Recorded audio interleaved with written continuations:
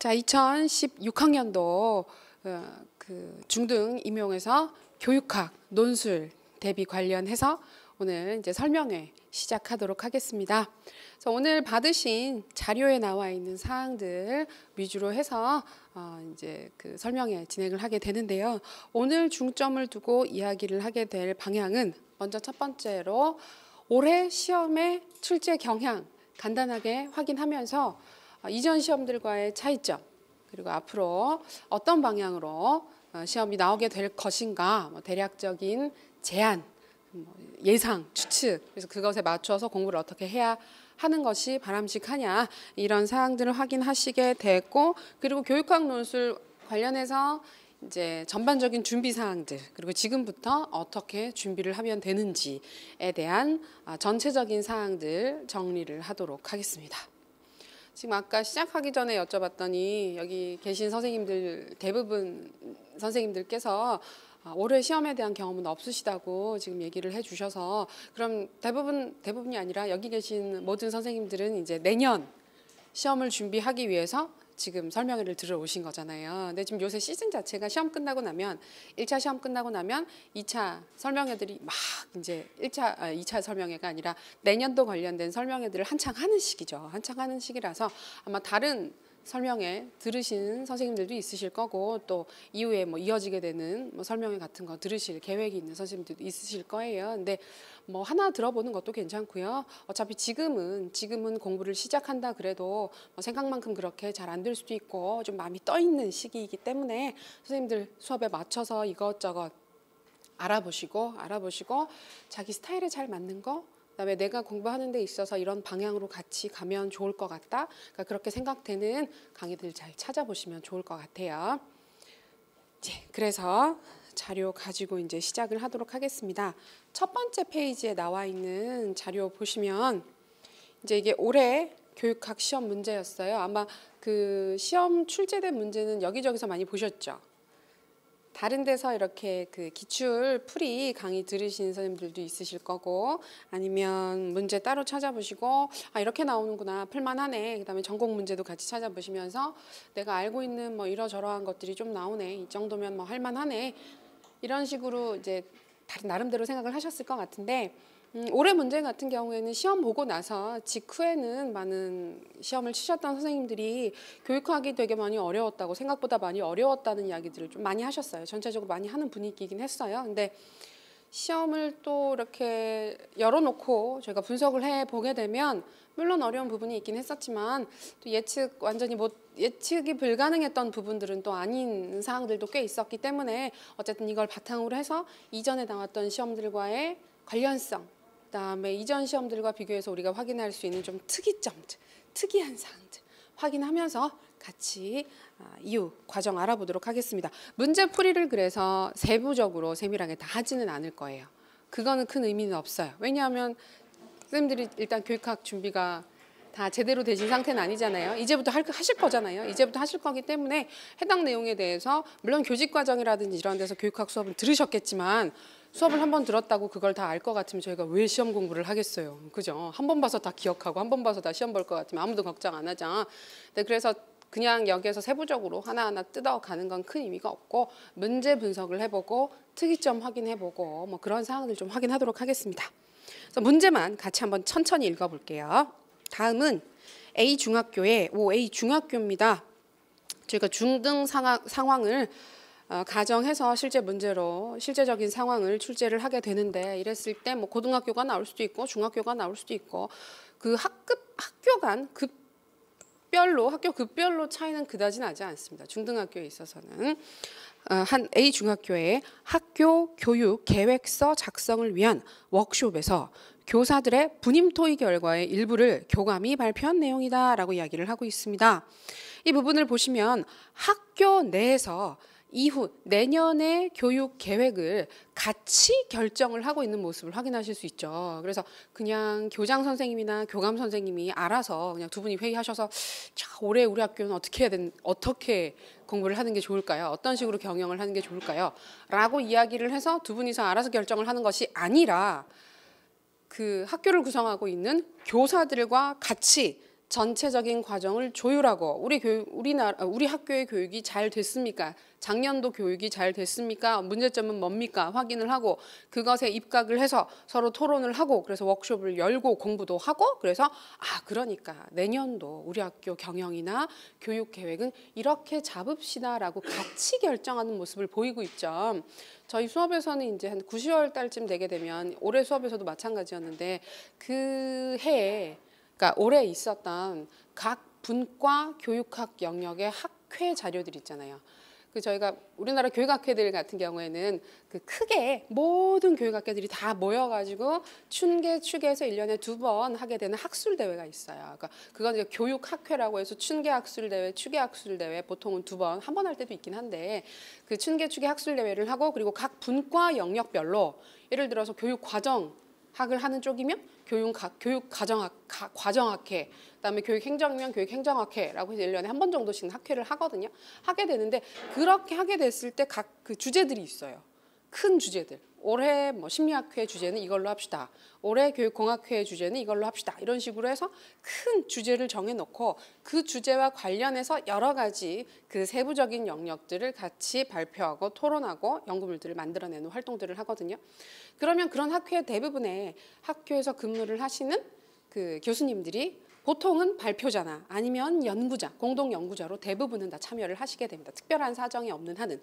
그렇게 되면 최소 두세 달 정도는 그 해당 학회 주제와 관련된 연구물들을 쓰시거나 고민을 하시거나 발표 준비를 하시거나 지도를 하신다는 얘기예요. 그렇게 되면 특히 이제 춘계도 그렇고 축계도 그렇고 마찬가지긴 하지만 그 시점에 계속해서 두세 달 정도 그 해당하는 주제들을 연구를 하시고 공부를 하시다 보면 나중에 문제 출제를 할 때도 거기에 보통 이제 관여되시는 분들이 들어가게 됐을 때 아무래도 영향을 많이 받게 되는 부분이 있거든요. 그랬을 때 이제 9, 10월 달부터는 그런 주제들을 조금 같이 봐요. 그래서 그러니까 누가 들어가느냐도 중요한데 그런 것들도 많이 살펴보시잖아요. 그래서 시험 때 되면 이번에 어느 학교에 누가 들어가셨는데 그 분이 전문 연구 분야가 어디라더라. 최근에도 시험에서 뭐 이런 걸 강조하셨다더라. 그렇긴 한데 그 부분은 변수가 많아요. 변수가 많고 실제 문제 출제하러 들어가셨을 때 다른 분과 학문의 교수님들과 이야기를 하다가 보면 그건 우리랑 좀 겹치는 것 같은데 그거 말고 다른 거 어떻게 이렇게 좀 해볼까요? 저렇게 해볼까요? 그런 이야기들을 하다 보면 그런 주제들이 충분히 반영되기 어려울 수도 있거든요. 그렇긴 한데 학회에서 이슈로 삼았던 핵심 주제들 같은 경우에는 약간은 공통된 화제라는 특성을 가지고 있어요. 그렇기 때문에 지금 보면 왜 이 주제를 문제로 출제를 해야 되느냐라는 이야기를 타당화를 할 때 이번 학회에서 어느 대학에 누가 이런 얘기를 했고 그다음에 어떤 사람이 이런 얘기를 했고 정책적으로도 이런 이야기를 하고 있는 상황이고 이런 것들이 굉장히 근거가 뒷받침이 많이 되는 주제일 가능성이 높은 거예요. 해당 해 그 학회 이슈들 같은 경우에는. 근데 그런 것들을 잘 팔로우업을 할 필요가 있는데 올해 같은 경우에 교육과정학회랑 교육행정학회의 핵심 이슈가 학교자치제였어요. 학교자치제. 그래서 우리나라가 6차 교육과정부터 해서 그 지역별로 지방교육자치제가 실시가 되고 그다음에 최근에 공부 개정 이후부터는 개별 학교의 단위 책임 경영제들 이야기를 많이 하고 있잖아요. 그러니까 그런 흐름에서 과연 우리가 그 학교에서 그런 개별적인 자치적인 경영을 잘 하고 있느냐 그런 부분과 관련된 이슈를 과정학회랑 행정학회 쪽에서 되게 중요하게 많이 다뤘어요. 그랬을 때 이번 문제 배경을 보시게 되면 학교 경영 계획을 교장, 교감 선생님 그리고 구성원인 교사들이 같이 논의를 하는 워크숍 상황 자체가 문제 배경으로 제시가 됐던 거예요. 그러니까 그런 부분들을 막 보면 그게 좀 억지스럽지 않나? 그렇게 생각할 수도 있긴 한데 의외로 그런 부분들이 많이 영향을 미쳐요. 작년도 같은 경우에는 특히 행정 쪽이나 이런 쪽에서 영향을 좀 많이 받는 경향이 나타나고 있는데 교육행정학회 이슈가 리더십이었거든요. 리더십이었다 보니까 아무래도 그런 것만 쭉 연구를 하시던 분들이 문제를 내려오셨는지 원래 우리가 교사 지도성 이야기는 안 해요. 교육행정 공부하실 때도 리더십이라는 개념 자체가 교장 선생님이 구성원인 교사들한테 발휘를 하는 것이 리더십이지 교사가 학생들한테 발휘를 하는 건 리더십이 아니거든요. 지도성이 아니거든요. 그건 학생 지도 능력이지. 기껏해야 학급 경영이지. 근데 그 부분을 연계지어서 문제를 내셨더라고요. 그래서 학회 이슈도 좀 치밀하게 따라갈 필요가 있어요. 근데 이번 연도 같은 경우에도 그래서 행정 쪽의 문제를 내실 때 아무래도 약간 그런 자치 경영 관련된 학교 자치제 이야기를 하면서 배경도 그런 학교 자치제가 깔려 있고 행정 영역의 문제 역시 학습 조직으로 나온 걸 봤을 때 그런 부분에서 학습 조직과 관련된 논의들이 이슈화돼서 많이 논의가 됐구나 이런 거 참고하실 수가 있습니다. 그래서 공부하시는 것도 공부도 잘 준비하시고 물론 잘 준비하시고 하면 어떤 문제가 나와도 따라갈 수 있는 건 맞는데 아무래도 조금 더 익숙한 배경을 가지고 연습을 하시게 되면 편하게 문제를 보실 수 있는 건 맞죠. 자, 그래서 이 내용을 바탕으로 A중학교가 내년에 중점을 두고자 하는 교육 목적을 첫 번째 문제죠. 자유교육의 관점에서 논의를 하라. 자유교육. 자유교육의 개념은 그렇게 복잡하고 어려운 개념은 아니에요. 그렇긴 한데 저희 수업에서는 굉장히 1월 달부터 계속 쭉 다뤄왔었던 주제이긴 한데 일부 강의들에 따라서는 이게 기본 개념에 해당하는 사항이기 때문에 따로 수업을 하지 않으시거나 그다음에 출제하기에 조금 번거로운 왜냐하면 프랙티컬한 영역으로 들어가게 되면 교사들끼리 그다음에 교사와 학생이 대화를 하거나 학교 경영에 있어서 자유교양교육, 자유인문교육, 자유교육의 가치를 내거는 게 지금 현 시대 풍조랑 그다지 맞지 않다라고 인식을 할 수도 있기 때문에 약간 소홀하게 다루고 넘어갔을 수도 있는 부분이기는 해요. 그런데 그런 부분이 일단 출제가 됐던 거죠. 올해 시험 같은 경우는. 그래서 요 부분 때문에 요 부분하고 백워드 설계하고 그다음에 마지막에 나왔던 학습 조직 요 4개 중에 3가지 항목이 보통은 약간 덜 다룰 수도 있는 주제이기 때문에 어렵다라고 얘기를 하긴 했지만 사실 그렇게까지 어렵게 다뤄야 하는 건 아니고 약간은 본래적인 교육학 논술이라고 한다면 기본적으로 평가를 할 법한 부분들을 사실 평가를 하게 된 원래 모습으로 돌아간 시험이라고 생각을 하시는 게 맞아요. 그래서 이후 시험, 그러니까 내년도 시험 같은 경우에는 지금 이 상태에서 지금 올해 나왔던 시험 문제가 조금 더 세분화되거나 아니면 나왔던 문제 중에서 일부 항목들 같은 학습 조직 같은 경우에는 아마 문제 출제하고 나서 채점하고 나서 약간 이야기가 있긴 있을 거예요. 왜냐하면 그 기준에 따라서 쓴 사람이 거의 없었을 거기 때문에 그 부분에 대해서는 약간 이야기가 나오게 되면서 조금은 더 다른 기출 영역에 입각한 문제 출제가 되지 않을까 하는 추측은 하고 있습니다. 그래서 자유교육 이야기를 물어봤고요. 그다음에 교육과정 설계 방식의 특징이라고 해서 사례를 잘 분석을 해보시게 되면 백워드 설계라고 하는 위긴스와 맥타이의 후진 설계 모형이라고 하는 실제 교육과정 설계 모형을 추론을 해낼 수 있습니다. 그 모형에 따라서 사례를 이야기를 하고 그 모형이 가지고 있는 교육적 가치 그다음에 특성에 대해서 3가지 측면에서 논의를 하는 것이 문제에서 요구를 한 사항이었고요. 그다음에 학습 동기 향상을 위한 학습 과제 제시 방안이라고 해서 가장 아마 이 4가지 항목 중에서 실제로 답을 쓰셨던 선생님들이 제일 쉽게 쓰셨을 영역은 요 영역이에요. 보통은 켈러의 동기 설계 이론, 학습 동기 설계 이론이라고 얘기를 많이 하고 있는 ARCS, ARCS 이론에 따라서 과제를 제시를 하는 방안을 제시를 해줬으면 서술을 해주셨으면 좋은 점수를 받으셨을 거고 그렇지 않다 손치더라도 일반적인 동기 설계 방식, 그다음에 동기를 향상시킬 수 있는 과제 제안 방식을 서술을 하셨다면 충분히 전체 점수가 다 발생을 할 수 있는 영역이었어요. 마지막으로 학습 조직의 구축 원리를 각각 3가지씩 설명하라라고 문제에서 얘기를 하고 있는데 문제 구조를 보시게 되면 전체 20점 중에서 형식 점수가 4점이고요. 그다음에 16점이 문제에서 물어보고 있는 본래적 내용, 이론적 사항들에 대해서 각각 4점씩 배점이 돼서 16점이 배점이 되어 있습니다. 작년도 시험 같은 경우에는 첫 번째 시험으로서 총 20점 중에서 5점이 형식 점수, 논리적 부분 형식 점수였고 나머지 15점이 이제 3점씩 분할이 돼서 총 5가지 문제를 물어봤던 형식이었거든요. 그리고 올해 6월 달에 있었던 그 전문계 고등학교 추가 시험에서도 총 5개 영역을 각각 3점씩 해서 물어봤었어요. 그래서 지금 12월 시험도 그렇게 비슷하게 나오지 않을까 다들 추측을 했는데 약간 형식이 바뀌었죠. 그래서 이 부분은 조금 재밌는 게 앞으로도 16점이 고수가 될지 아니면 15점, 16점 혹은 13점까지 가게 될지 그 부분에 대해서는 좀 확신을 할 수가 없어요. 근데 그 형식 점수가 지금 5점 정도로 배점이 되어 있는 부분에서 약간 가감이 있을 수는 있겠구나. 더 들어갈 가능성은 없어요. 형식 점수가 더 올라가지는 못하지만 아마 5점에서 3점 내외로 형식 점수가 문제의 특성에 따라서 배점이 되고 나머지 부분이 계속해서 이론 점수, 내용 점수로 배점이 될 거는 추측을 할 수가 있습니다. 그래서 보시면 나중에 쭉 제시문을 읽어보시면 확인을 하실 수 있겠지만 총 4개 중에서 밑에 배점 부분을 보세요. 배점 부분을 보시면 먼저 첫 번째 항목이 자유교육 관점에서의 교육 목적 논술이 4점, 교육과정 설계 방식의 특징 3가지 설명이 4점, 학습 동기 향상을 위한 학습 과제 제시 방안이 3점, 학습 조직의 구축 원리가 4점, 그다음에 학습 조직 구축 원리 3가지를 설명하는 것이 4점에서 총 4점씩 배점이 돼 있잖아요. 이 중에서 자유교육과 학습 조직의 구축 원리는 구체적인 대답에 작용을 하는 이론을 제시를 해준 거예요. 그냥 일반적인 교육의 가치를 논의해라, 교육의 목적을 논의해라 라고 얘기를 한 게 아니라 자유교육의 개념에 입각해서 교육의 목적을 논의하라라고 얘기를 했죠. 그랬을 경우에는 자유교육의 개념이 무엇인지를 정확하게 알고 그것에 기반을 해서 자 이렇게 나가는 것이 바람직한 교육의 목적입니다. 이론에 근거를 해서 설명을 해야 되겠죠. 마지막으로 학습 조직 부분 역시 마찬가지로 학습 조직의 구축 원리를 3가지 설명하라 그러잖아요. 그랬을 때는 학습 조직이 무엇인지 개념을 가지고 그 개념의 특성에 따라서 자, 학습 조직은 이러이러한 조직의 특성을 가지고 있기 때문에 이런 조직을 만들기 위해서는 이러이러한 구축 원리가 필요합니다. 왜냐하면 이라고 설명을 해야 되는 구조를 가지고 있는 거죠. 그러니까 요 두 항목은 답을 하는 데 있어서 기준이 되는 이론을 줬어요. 작년도 문제는 총 5개 영역이 나왔을 때 5가지 모두에 대해서 이걸 다 줬었어요. 5가지 전부 다 무엇을 가지고 논의를 해라. 형성평가를 가지고 논의를 해라. 문화실조론을 가지고 논의를 해라. 라는 식으로 해서 각각의 항목들을 다 분명하게 명시했던 게 특징이에요. 그래서 문제가 쉬웠어요.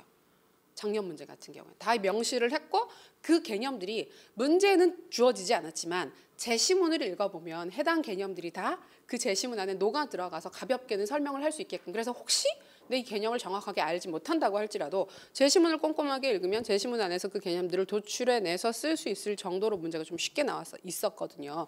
그런데 이번 시험을 보시게 되면 그런 형식으로 나온 항목이 2개밖에 없어요. 4개 중에 2개가 그런 식으로 나온 거예요. 그리고 각각의 개념은 제시문에 같이 들어있었습니다. 자유교육의 개념이 무엇인지도 초반부 교감 선생님이 하는 얘기를 읽어보면 아 이게 목적이구나 라는 걸 대충 짐작할 수 있게끔 대략적인 개념을 제시를 해주고 있었고 학습조직 역시 맨 마찬가지 학습조직이란 뭔데 그것을 구축하는 원리가 뭔가요? 라고 얘기를 하고 있기 때문에 그 제시문에 있었던 내용들을 충분히 활용해서 쓰고 그다음에 그것과 관련된 어느 정도는 상식적, 교육학의 상식의 수준에서 저희가 내재적 가치라든지 아니면 전문성, 신장이라든지 그런 이야기들을 연계를 해서 쓸 수 있는 항목이 됐던 거죠. 그러니까 근데 이게 그래서 많이들 어렵다고 얘기를 했던 게 자유교육 파트하고 학습조직 파트는 정말 잘 모르겠다라는 얘기들을 일부 선생님들은 많이 하셨던 걸로 저 여기저기서 듣고 있기는 한데 실제로 그 부분은 특히 학습조직 부분 같은 경우에는 전체가 다 못 쓴 파트이기 때문에 점수를 조금 여유 있게 채점을 하지 않을까 싶은 부분이기도 해요. 그러니까 사실 실제로 이 2개가 어려운 게 아니라는 얘기예요. 왜냐하면 개념을 주고 개념에 따라서 설명하게끔 했고 그 개념을 제시문 안에 넣어놨기 때문에. 근데 가운데 있는 2문제가 사실은 어떻게 보면 조금 더 그 생각을 해서 찾아서 써야 되는 부분이었기 때문에 형식이 좀 많이 바뀐 거예요. 2번째 항목을 보시면 교육과정 설계 방식의 특징을 3가지 써라. 그런데 어떤 교육과정 설계 방식인지가 문제도 주어져 있지 않고 제시문에서도 개념이 나오지 않고 그게 풀어져서 설명이 되어 있는 상태인 거예요. 이러이러한 것들이 중요한데 우리가 이걸 못하고 있어요. 그랬을 때 어떤 교육과정, 그걸 본래적인 가치를 추구하기 위해서 어떤 교육과정 설계 방식을 써야 할까요? 쓴다고 한다면 그 교육과정의 특성은 뭘까요?를 물어본 거예요. 그래서 해석을 해보면 이런 문제를 해결할 수 있는 교육과정 설계 모형이 뭔지를 찾고 밝히고 그 해당하는 교육과정 모형의 특성에 따라서 그 서술을 하라는 문제가 되는 거죠. 즉 기준이 없이 찾아서 답을 하게끔 했던 문제가 되는 거예요. 그래서 실제로는 그래서 그 제시문을 천천히 읽어보게 되면 내용이 중요한 게 아니라 내용 설계가 먼저 되어야 하는 것이 아니라 목표에 맞게끔 평가를 먼저 설계를 하고 그것에 따라서 내용 설계가 이어지게 되면 전체 목표, 내용, 평가가 일치하게 되는 합치하게 되는 설계가 가능해지지 않겠느냐 이런 얘기를 크게 하고 있기 때문에 위기수와 맥타이의 백워드 설계를 찾으실 수가 있는 부분이었던 거죠. 그러니까 실제로는 4가지 항목 중에서 사람들이 요 파트는 쓰신 분들이 백워드 쓰신 분들도 있고 타일러 쓰신 분들도 있고 다른 거 이거저것 가져다가 쓰신 쌤들도 있긴 있는데요. 개인적으로 생각하기에는 이 문제에 있어서 이 문제에서 약간 이렇게 변별을 할 수 있는 핵심 항목은 교육 과정 파트였을 것으로 추측을 해요. 자유교육 같은 경우에는 어지간하면 쓸 수 있어요. 모른다 손치더라도 자유교육의 개념을 완전히 잘못 이해를 하고 학생들을 자유롭게 만들어주고, 그러니까 그 약간은 진보주의적인 입장에서 쓰지 않았다면, 그렇게 쓴 게 아니라면 어느 정도는 점수가 발생할 수밖에 없어요. 제시문을 제대로 읽기만 했다면 내재적 가치를 찾을 수가 있기 때문에 그쪽으로 쓰실 수 있는 부분이었어요. 그리고 학습 조직은 대부분 다 모르고 썼기 때문에 변별이 되는 문제가 아니에요. 그다음에 좀 이따 보게 되는 동기 부분도 변별이 그렇게 높지는 않을 거예요. 하지만 백워드 부분은 그 부분에서는 이게 정답이 있고 없고가 확실히 갈리게 되는 항목이라서 백워드가 아마 분수령이 되지 않을까, 이번 문제에 있어서는 그런 생각을 하고 있어요. 그다음에 그 백워드 설계와 마찬가지로 그 세 번째 항목을 보시게 되면 학습 동기 향상을 위한 학습 과제 제시 방안 세 가지를 설명을 해라. 근데 동기 향상을 위한 과제 제시 방안에 대해서는 저희가 워낙 여러 번 그 동기 이론들에서 확인을 했었기 때문에 많은 선생님들이 켈러의 악스를 생각하고 쓰셨을 것 같고, 그렇지 않다고 하더라도 일부 켈러의 이론을 활용을 하고 일부 다른 일반적인 사항들을 쓰시게 됐어도 이건 점수를 안 줄 수가 없어요. 이 파트는 주게 됐을 거예요. 그래서 이번 형식은 제가 6월 시험 문제를 보고 뭘 느꼈냐 하면, 작년 12월 시험 문제는 총 5개 중에 아까 얘기했던 것처럼 개념을 안 준 부분이 없었어요. 5개의 개념을 다 주고 그다음에 해당하는 개념들을 제시문에 다 설명을 해놨어요. 그래서 그걸 가지고 쓰게끔 했어요. 그래서 공부 하나도 안 했는데, 교육학 공부 하나도 안 했는데 언어 능력이 뛰어나서, 그죠? 저희가 옛날에 언어 영역 수능 시험 보듯이 그냥 읽기 비문학 지문 잘 읽고 핵심 내용 잘 파악해가지고 그거 요약해서 잘 쓴 사람들은 오히려 공부를 열심히 한 사람들보다 문제를 단순화시켜서 볼 수가 있었기 때문에 점수가 더 많이 나왔다는 얘기들이 꽤 있었어요. 그러니까 그래서 채점을 할 때도 어려움이 있었을 것 같아요. 점수가 약간씩 부풀려졌잖아요. 실제로 약간 인플레가 돼서 실제 작년 점수가 좀 나왔다 보니까 그런 부분들에 대한 경계도 있었던 것 같고, 그런 상태에서 6월 시험 문제를 봤더니 5개 항목 중에 하나가 기준을 안 주고 찾아서 쓰는 문제가 들어가 있었어요. 6월 시험 같은 경우에 그게 그 부분이었었죠. 6월 시험 문제 아마 보시는 쌤들도 있으시겠지만 여러 가지 항목들이 쭉 나와 있고, 그중 하나가 뭐였냐면 학생이 비행을 저질러요. 비행을 저질렀는데 얘가 왜 비행을 저지르는지 2가지 비행 이론으로 사례를 분석해서 무슨 이론인지 찾고 거기에 대해서 설명을 하게끔 하는 문제가 하나가 끼어 있었던 거예요. 총 5개 중에 4개는 써야 하는 기준 이론을 줬던 거고 하나는 안 주고 찾아서 쓰게 했던 거죠. 근데 그렇게 채점을 해보니까 그 한 항목에서 변별이 발생을 하는 거예요. 3점짜리지만 실제로 저희가 나중에 붙고 떨어지고는 그렇게 큰 점수 차이로 되는 건 아니다 보니까 1차에서도 그런 교육학 같은 부분으로 3점짜리 문제 하나만 그렇게 변별이 들어가도 되게 큰 차이가 나타나고 채점을 하는 데 있어서 채점자들이 편했던 거죠. 그래서 아마 12월 시험에도 5개 문제가 나온다 그런다면 최소 1~2개 정도는 그렇게 찾아서 쓰는 문제가 나오지 않을까. 제시문을 분석해서 분석된 내용에 기반을 해서 무엇인지를 찾아서 쓰는 부분이 분명히 나올 것이다라고 생각을 하고 제가 연습을 했거든요. 그래서 봤더니 4개 중에 2개가 그런 형식으로 나온 거예요. 근데 앞으로도 그 정도 비율일 것 같아요. 절대 반을 넘지는 않을 거예요. 반을 넘겨버리면 반 이상을 전부 다 찾아서 쓰게 하면 그거는 이제 꽈락이 너무 많아요. 점수가 너무 쳐져 버리게 되면 시험 전체의 난이도가 올라가는 문제가 생기게 되면서 문제를 내는 쪽이 의도하는 대로 시험이 움직이는 방향이 아니게 되거든요. 그러다 보니까 혹시 5개가 나오게 된다고 하더라도 한 2개 정도, 그다음에 4개 영역에 대해서 물어본다고 하더라도 1~2개 정도를 찾아서 쓰게끔 하는 형식으로 문제가 나오게 될 것 같아요. 근데 예상하시겠지만 그런 식으로 찾아 쓰는 문제가 나오게 되면 난이도는 올라가는 겁니다. 조금은 올라가는 겁니다. 그래서 해야 될 것들은 조금 많은 형식이 되는 거죠. 자, 그래서 문제 설명 부분 다음 페이지에 보세요. 문제 설명 부분 보시면 자, 문제 배점 요인이 바뀌면서 4개로 줄어든 항목에 대한 접근 형식이 조금은 광범위해진 특징이 있다. 아무래도 항목이 줄다 보니까 써야 하는 절대적인 내용 분량 자체는 해당 항목들마다 크게 확인이 되실 수 있습니다. 그리고 내용 영역을 보시게 되면 자유교육을 매개로 하는 교육의 목적 논의, 이건 이제 저희가 교육의 이해라든지 교육의 개념이라든지 초반 부분 공부하실 때 열심히 보는 파트죠. 그리고 교육과정 설계 원리는 교육과정, 학습 동기 향상을 위한 학습 과제 제시는 교육 심리 그리고 교수 이론, 교수 방법 영역으로 확인하실 수 있고요. 학습 조직 항목은 이게 교육 행정에 들어가는 게 맞는데 사실은 교육 행정에도 들어가고 평생 교육에도 들어가고 교육 공학에도 들어가요.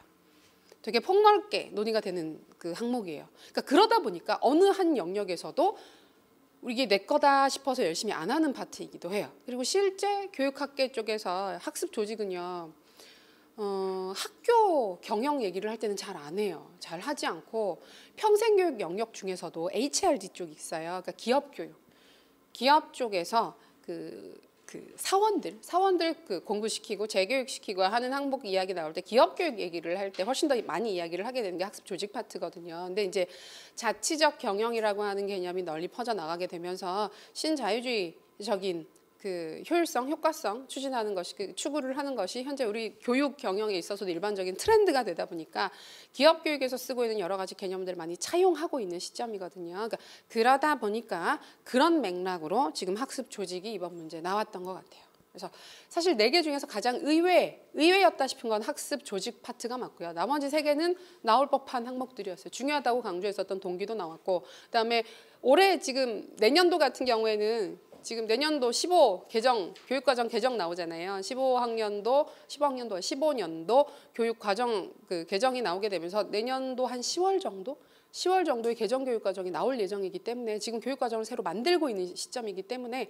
과정 모형은 굉장히 중요하다고 우리가 생각을 하고 준비를 했던 파트예요. 그 중에서도 백워드 설계 같은 경우에는 성취평가제로 평가 상황이 바뀐 이 시점에 되게 중요한 모형이 돼요. 그러다 보니까 많이 준비를 할 수밖에 없는 파트가 되었고, 그다음에 자유교육 같은 경우에는 우리 교육이 바라보는 외제적 가치에 정반대되는 입장에 있는 거기 때문에 또 같이 논의를 할 수 있는 중요한 개념이 됐던 거죠. 그래서 그런 영역으로 보실 수 있습니다. 문제를 낼 때 작년도 시험이랑 비교를 해서 보면 훨씬 더 세련되게 나왔어요.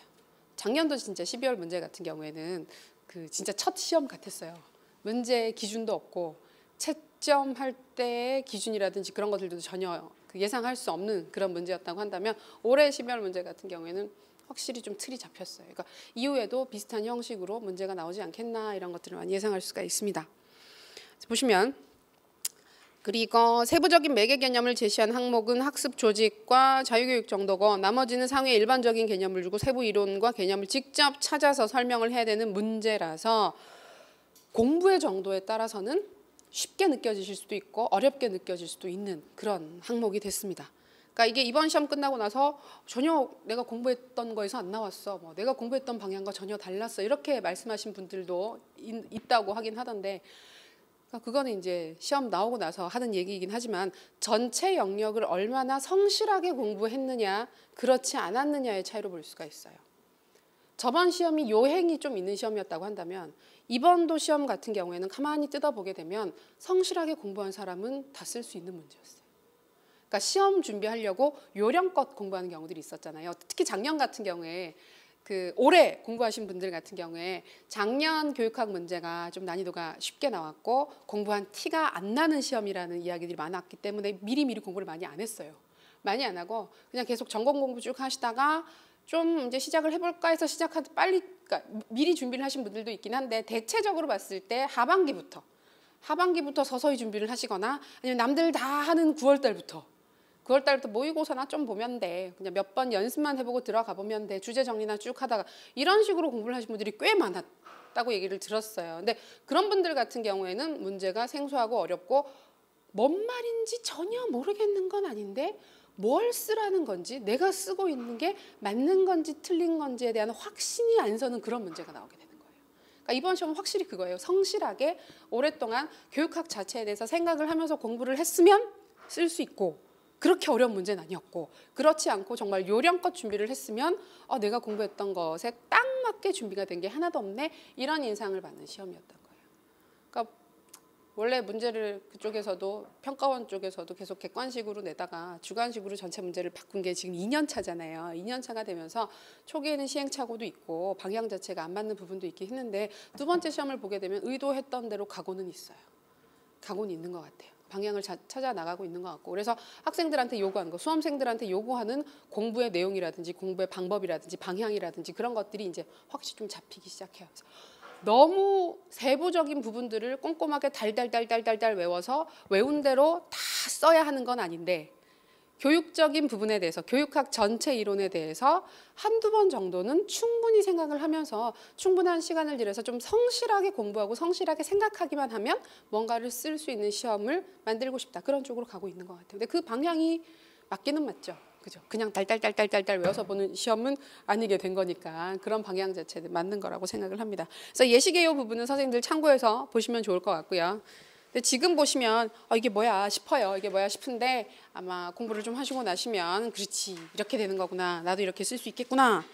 이렇게 보시게 됩니다. 그래서 이번 시험은 확실히 보면 교육학에 약간 그게 드는 게 확인이 돼요. 시간이 걸려요. 선생님들이 시간을 그러니까 절대적인 시간을 막 너무너무 많이 들이라는 게 아니라 전체적으로 공부 계획을 잡을 때 그 큰 텀 있잖아요. 계획의 그 한 루프를 조금 길게 잡으실 필요는 있어요. 최소 6개월 이상은 하셔야 돼요. 1년 플랜으로 보통 대부분 교육학 강의들이 다 짜여져 있잖아요. 1월 달부터 11월 달까지 시험 치기 딱 전까지 12월 초에 시험 보게 되면 총 11개월 정도가 쭉 이어져서 돌아가게 되는데 그대로 따라가시게 되면 가장 편하게 공부를 하시는 거고 그 중에서 한두 달, 그러니까 그 강의 중에서 그러니까 꼭 강의를 들어야 하는 건 아니라고 할지라도 선생님들이 개인적으로 교육학에 그러니까 투자를 하는 시간 충분히 공부를 하고 내가 일주일에 이틀에서 3일 정도는 계속해서 공부를 하는 그 일정이 최소 6개월 이상은 그 텀이 유지가 돼야 되는 거예요. 그러니까 아무리 늦어도 한 5월 달부터는 공부가 들어가야만 그 실제로 공부를 어느 정도 할 수가 있고 물론 1, 2, 3, 4부터 이론 준비부터 해서 쭉 들어가게 되면 편하게 공부를 하시는 거고 좀 안정적으로 공부를 하시는 거고 아무리 못해도 6개월 이상은 하셔야 됩니다. 그러니까 시간이 걸리는 거예요. 물리적인 시간이 걸려요. 그건 확실히 저희가 판단을 할 수가 있어요. 그리고 또 올해 시험에서 확인할 수 있는 사항 중에 하나는 나올 것 같은 영역 위주로 나올 것 같은 영역만 보는 게 얼마나 위험한지 전체 영역을 공부하지 않고 추려서 공부를 하는 것이 얼마나 위험한지를 정말 다시 한번 더 확인할 수 있는 시험이었어요. 저는 뭐 다른 선생님들 수업하시는 부분은 제가 세부적으로 알지도 못하고 그다음에 그런 부분에 대해서 이야기를 하는 것도 저는 그렇게 좋지 않다고 생각하기 때문에 진짜 사실 잘 몰라요. 어떻게 하시는지. 근데 뭐 이렇게 다른 학생들이 하는 그래서 어떻게 했대요 얘기를 들어보게 되면 많이 이렇게 뽑아서 수업을 많이 하셨다 그러더라고요. 올해 같은 경우에 전체 영역을 다 하지 않으시고 실제로 나올 것 같은 나올 법한 영역 위주로 해서 이론을 딱 쳐내고 정리해서 나올 것 같은 영역 위주로 많이 해서 어떤 책들을 보게 되면 여기 지금 4개 주제 중에서 한 2-3가지 정도가 다 빠져 있다. 이런 것들을 안 나온 데서 빼버리고 공부를 했던 책들도 있다 그러긴 하더라고요. 근데 그렇게 되면 너무 위험한 시험인 거죠. 그러니까 작년도 시험을 보게 되면 5개 나왔던 영역 자체가 어떻게든 다들 한 번씩은 들어볼 법한 되게 쉬운 주제들이 일반적으로 나왔어요. 근데 올해 시험을 보게 되면 그렇지가 않은 거예요. 쉽다, 중요하다, 안 중요하다 이걸 떠나서 전체적으로 모든 내용들을 다 받느냐 안 받느냐를 판단할 수 있는 그런 항목들이 들어가 있기 때문에 물론 중요 영역들, 많이 나올 것 같은 영역들 위주로 보기는 보되 전체를 다 봐야 되는 거. 빠지는 부분 없이. 그러니까 작년에 많이 뺐던 게 역사 파트잖아요. 올해 많이 공부하실 때 뺐던 게 특히 한국교육사 파트 그다음에 서양교육사 이런 거 다 뺐다고 하던데 서양교육사 공부했으면 자유교육을 모를 수가 없어요. 고대 그리스 그 교육의 전통으로부터 올라가서 저희가 소크라테스 이런 거 공부하다 보면 자유교육 그다음에 인문교육 얘기를 할 때도 자유교육 이야기를 하게 되고 그 이야기를 빼고 갈 수가 없어요. 굉장히 중요한 개념이기 때문에. 그래서 빠지는 부분 갖고 그러니까 빠지고 이렇게 요령껏 공부를 하는 것 자체가 굉장히 위험해 보이는 시험이라는 거. 그래서 중요 영역 위주로 공부를 하긴 하되 전체를 반복해서 보는 것이 가장 안전한 공부 방법이다. 그렇게 확인하실 수가 있습니다. 자, 그 다음 페이지로 넘겨보시면 5페이지부터 남아 있는 건 제목 자체는 그렇게 돼 적중 자료 이렇게 들어가 있죠. 그래서 이거는 그 보통 설명할 때 많이들 하신다고 해서 저도 넣긴 넣는데 사실 이런 거 좀 부끄럽잖아요. 이런 거 뭐 어디에서 나왔어요. 뭐 우리 시험에 어디서 나왔어요. 이런 거 저 아직 좀 부끄러워요. 그런 게 부끄러워서. 그다음에 오랜 시험 뭐 다 하나도 안 맞았다고 뭐 노량진 다 틀렸다고 얘기를 하시긴 하시던데 저희는 되게 비슷하게 많이 했어요. 저희 그 백워드 설계 같은 경우에는 그 시험 치기 2주 전에 저희 수업 시간에 정리하고 갔던 거라서 그 시험 치고 나서 쌤들 연락 오신 거 보면 아무것도 생각이 안 나고 교육과정은 백워드를 맨 마지막에 봤기 때문에 백워드밖에 생각이 안 나서 그거 썼어요. 이러면서 뭐 그런 쌤들도 있으셨거든요. 근데 그 학습 조직도 뭐 그렇고 뭐 그런 거 얘기한다 그래서 일단 넣어놨어요. 그래서 어떻게 했는지 그거는 그냥 부끄러우니까 조금만 얘기하고 넘어갈게요. 저희는 그 제 수업은 그게 있어요. 공개 특강이 있어요.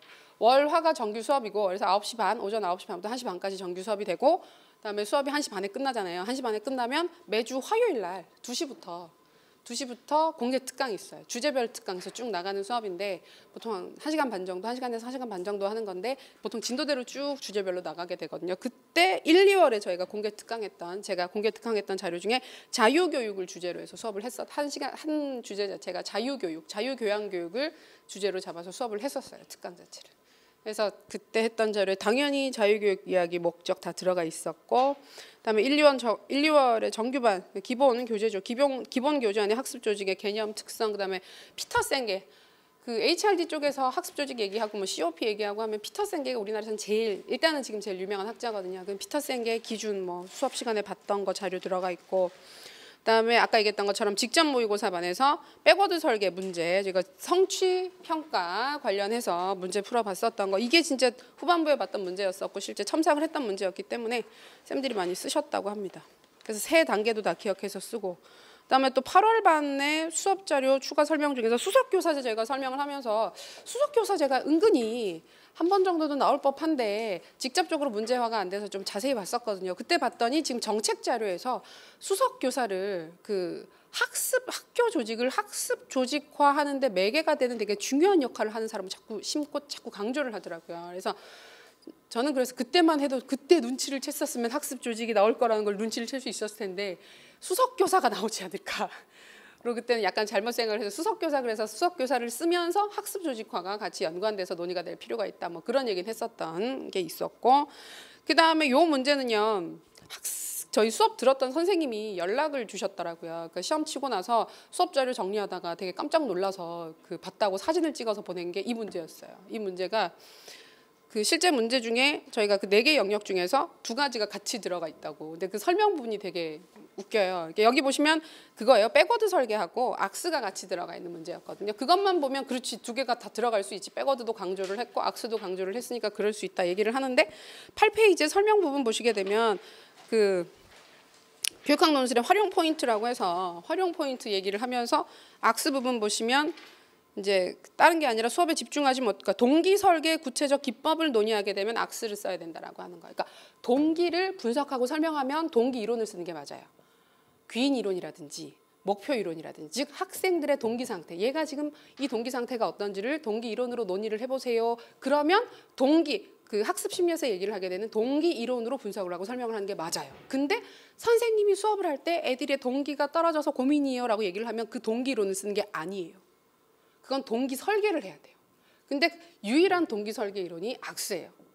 그래서 선생님이 수업을 하는 데 있어서 학생들이 흥미가 떨어진다. 과제 제시를 하는데 뭐 애들이 재미가 없어 해서 힘들다라는 식으로 수업 장면과 관련된 동기를 이야기를 하게 되면 악스를 써야 된다라는 지침을 그때 같이 써놨었거든요. 그랬으면 쉽게 볼 수 있었겠죠.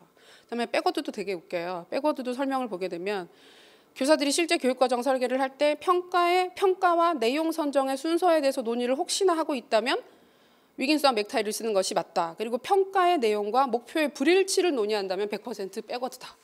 라고 얘기했죠. 근데 우리 사례 읽어보게 되면 제시문의 내용을 읽어보게 되면 내용을 먼저 설계를 하게 되면서 목표 확인 여부, 목표를 확인할 수가 없다. 평가 부분에서 목표를 확인하는 것이 어렵게 되어가고 있다라는 식으로 설명을 하고 있기 때문에 그 부분을 보게 되면 그거는 타일러가 아닌 거예요. 사실 타일러로 썼다고 한다면 부분 점수는 있을 거예요. 부분 점수는 있긴 있을 텐데 문제에서 의도를 했던 것과는 조금 다른 부분이 되는 거죠. 그래서 이렇게 했다고요. 나왔다고 이건 광고를 했던 거예요. 방금은 이런 게 나왔다고. 소소한 자랑. 빨리 넘어가요. 이런 자랑은 빨리 넘어가고 10페이지 부분에 보시면 이제부터는 교육학 논술을 준비하시는 일반적인 방법, 가장 기본적인 방법들 쌤도 궁금하시죠? 어떻게 준비를 해야 될지. 그쵸? 어떻게 준비를 하지? 자, 간단하게 같이 볼게요. 교육학 논술의 목적, 개념 뭐 이런 것들은 저희가 뭐 그렇게 궁금한 부분은 아니죠. 시험 자체 목적은 알아서 뭐 그 내시는 분들이 고민을 해야 될 문제고 저희는 그냥 잘 봐서 성적만 잘 나오면 되는 거지 그게 무슨 걱정이겠어요. 그래도 읽어보시고 관심은 그거예요. 그 평가 요소 부분에 보시면 교육학 지식도 평가를 하고 비판적 문제의식 능력, 즉 이거는 문제에서 요구하는 게 정확하게 뭔지를 아느냐 모르느냐, 요구하는 걸 제대로 썼느냐 안 썼느냐. 근데 이게 보면 웃기시죠. 문제에서 요구한 걸 안 쓰고 딴 걸 쓴 사람이 있을까? 라고 생각이 드시죠. 근데 보면 딴 거 쓰는 사람들 엄청 많습니다. 몰라서 그 답을 몰라서 다른 걸 쓰는 게 아니라 정말 문제에서 요구하는 게 정확히 뭔지 몰라서 다른 걸 쓰는 사람들이 연습이 안 된 경우는 꽤 있어요. 그래서 그거는 확실히 자리를 잡아 나가야 되는 거고 실수를 하는 것보다 아예 문제를 잘못 읽어서 요구하지 않은 다른 것들을 길게 잘 써봤자 이 시험은 학교에서 보는 중간고사나 기말고사랑 성격이 다르기 때문에 채점이 될 수 있는 키워드가 없으면 점수가 발생하지 않아요. 아무리 잘 쓰고 다른 걸 잘 썼다 손 치더라도 그거는 인정의 호소에서 점수를 받을 수가 없기 때문에 요구하는 사항을 정확하게 파악하는 게 그 무엇보다도 중요합니다. 문제에서 요구하는 게 무엇인지 이건 연습해서 파악하실 수밖에 없고 그리고 그런 문제 자체가 어떻게 그냥 이론을 물어보는 문제가 아니라 이론의 실질적 활용 능력을 확인하는 거. 근데 이게 막 정말 프랙티컬하게 활용을 하는 거라기보다는 이론과 현실의 적절한 조화라고 생각하시면 돼요. 그래서 이론에 기반해서 이론적으로 접근을 하는 해결 방안을 그냥 이렇게 하면 될 것 같아요. 저렇게 하면 될 것 같아요. 이거는 2차 시험을 보실 때 저희가 면접에선 얼마든지 할 수가 있는 부분이긴 한데 저희가 이렇게 이론적으로 쓰는 부분에 있어서는 그냥 이렇게 하면 되겠다 저렇게 하면 되겠다와 같은 교육적 판단 능력을 확인하는 것이 아니라 지식에 근거한 교육학 이론에 근거한 정확한 지식에 근거한 해결 방안을 제시하실 수 있어야 됩니다. 그것과 덧붙여서 이 평가 자체가 글쓰기, 논술, 문을 통해서 이루어지게 되기 때문에 글 자체를 통한 논리력과 사고력 등등을 전반적으로 파악하실 수가 있습니다. 그런 부분들을 전반적으로 준비를 하셔야 되겠죠. 그래서 보시면 그 밑에 교육학 논술은 교육학 지식의 명확한 인식, 그리고 논리력, 문제 인식 능력, 지식을 활용한 문제 해결 능력 등에 초점을 맞춘 심화된 평가 방식. 아무래도 조금 더 심화되어서 많은 연습을 필요로 하는 시험이라고 보실 수 있겠습니다. 다음 페이지 넘겨보시면 그래서 기본적으로 선생님들이 공부하실 때 가지고 계셔야 되는 태도가 박스 안에 들어가 있어요. 이론은 꼼꼼하게 공부할 것.